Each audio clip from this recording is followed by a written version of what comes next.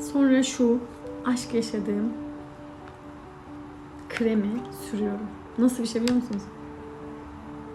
Yani gerçekten tam bir doğal içerik. O kadar değişik bir hissi var ki görmeniz lazım.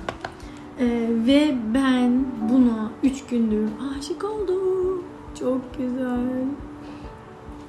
Dokusu, hissi, bıraktığı his. Ya sanki tenimden bir parça gibi, o kadar güzel. Gerçekten.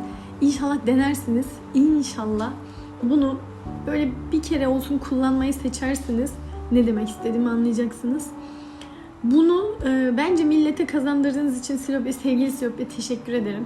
Silopya'nın benden böyle gerçekten bir beklentisi yok ama ben daha önceden de söylediğim gibi çok gönülden yaptığım bir şeydi. Çünkü çok güzel ve ben inanmadığım bir şey yapamıyorum. Beni az çok tanıyorsunuz.